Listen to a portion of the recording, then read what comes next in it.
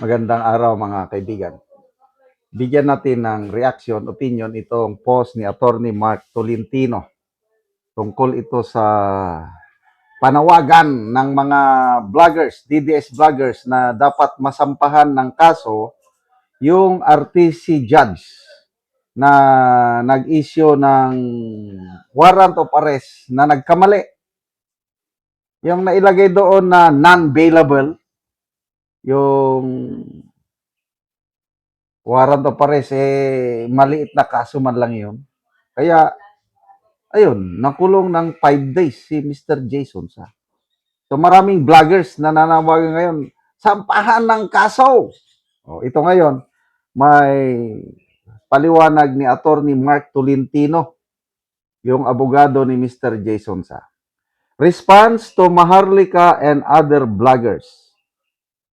I have taken note of the challenge posed by blogger Maharlika and other bloggers urging me to file a case against Honorable Judge Rowena Nieves Tan of RTC Branch 118 of Pasay City, with the implication that failure to do so would diminish credibility. Let me be clear. I act not in my personal capacity, but as counsel for my client, Jason Za.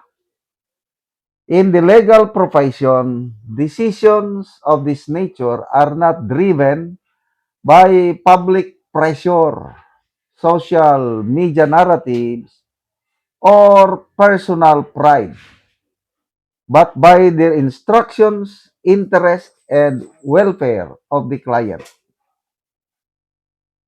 With all due respect, my client has already accepted the apology of the Honorable Court. The decision reflects not weakness, but prudence, respect for institutions, and a conscious choice to move forward rather than escalate conflict. As lawyers, we are bound by the Code of Professional Responsibility to pursue remedies that are legally sound and aligned with our client's position, not those that merely satisfies public clamor or online expectations. Credibility in the legal profession is not measured by how aggressively one files cases, but by judgment, restraint, and fidelity to the rule of law. I remain committed to upholding my duty as counsel, nothing more, nothing less. Wow.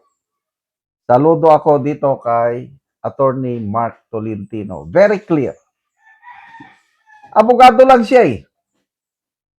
Ang masunod, yung kliyente. Kaya walang magawa si Attorney Mark Tolentino sa pagsampa ng kaso kung hindi gusto ng kanyang kliyente. So, tama itong statement ni Attorney Mark Tolentino. Wala siyang kasalanan. Sumusunod lang siya sa kagustuhan ng kanyang kliyente. Okay, punta tayo kay Mr. Jason Sa.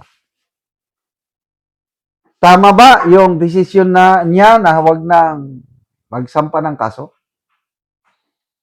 The fact na hindi siya magsasampa ng kaso is mawawalan ba siya ng credibility? Kung ako ang inyong tatanungin, wais move itong ginawa ni Mr. Jason Sa. We call that wisdom o diskarte. Ang wisdom kasi is doing the right thing at the right place at the right time. Yun ang wisdom. Madali yung magsampa ng kaso. Talagang there was, opinion ko lang ito kawawa si Mr. Jason Sa. May mga nagsasabi Sino ba yung nabasa ko? Isang abogado nag-comment na sa paningin niya, sinadya yung nangyari kay Mr. Jason sa na ano to? Nagkaroon ng yung pag-aresto pala sa kanya.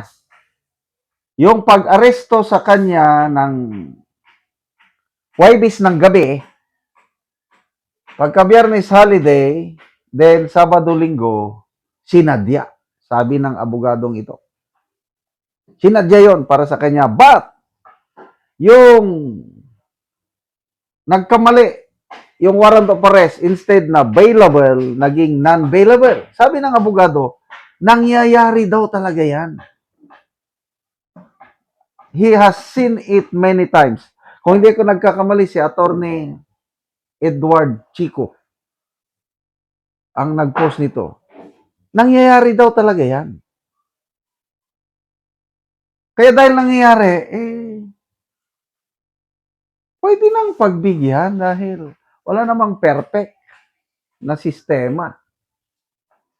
Kaya saludo ako sa desisyon ni Mr. Jason sana total nag-apologize.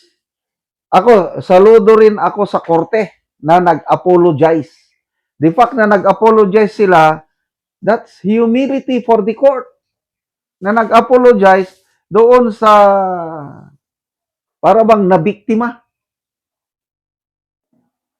To me, that means great. Kung ako si Mr. Jason sa, the fact na nag-apology sa akin ng korte, masaya na ako. Tama yung ginawa ni Mr. Jason sa forgive and forget. Dapat ganyan po tayo. Huwag tayong masyadong maging ano. Lahat tayo makasalanan eh. Pag hindi tayo pinatawad ng Diyos, anong mangyari sa atin? Di maimpyerno tayong lahat. Dahil pinatawad tayo ng Diyos. Paano? Gospel ng Panginoong Hesus. Ang Diyos, naging tao, naging Hesus, nabuhay sa mundo, namatay sa krus, nabuhay muli para sa kapatawaran ng ating kasalanan. Yan po. Kaya dahil pinatawad tayo ng Diyos, kung talagang naintindihan mo ang pagpapatawad ng Diyos, dapat tayo na napatawad ng Diyos, marunong din tayo magpatawad. At yan, ginawa ni Mr. Jason sa. Kaya saludo ako kay Mr. Jason sa. Huwag nang sampa-sampa ng kaso. Move on na lang. Salamat mga kaibigan sa inyong pagsubaybay sa channel na ito. Nakakatulong kayo ng malaki sa tribong Talandig ng Bukidnon dahil ang income natin sa channel na ito is pantulong po sa tribo. Namimigay tayo ng libreng yero at pako para makapagpatayo sila ng mas maayos na tahanan. Panoorin niyo ang video nito. Karon mauna ni sila ang natagaan og yero. So dagan digid ni sila. O apil na pod ang ilang mga lansang.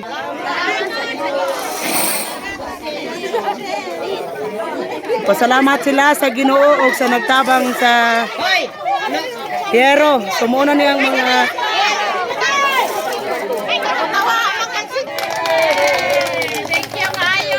nalipay sila sa gihatag nga yero.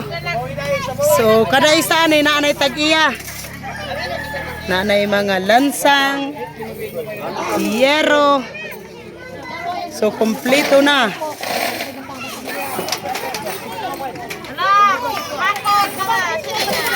Mga lansang.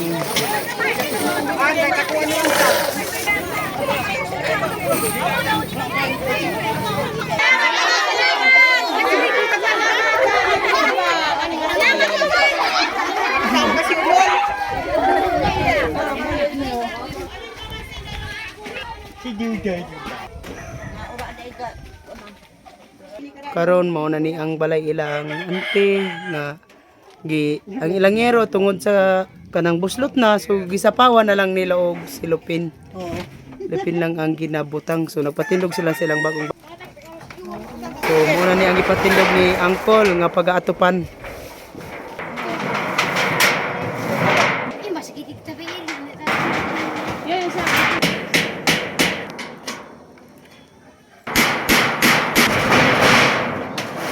ug karon humanagit sa pag-atop ang among ginahatag nga yero ilang ante.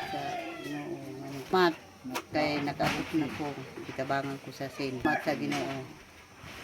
Pila na day ante ka tuig tong imong balay nga silupin lang ang imong ginasapaw. Unom na unom.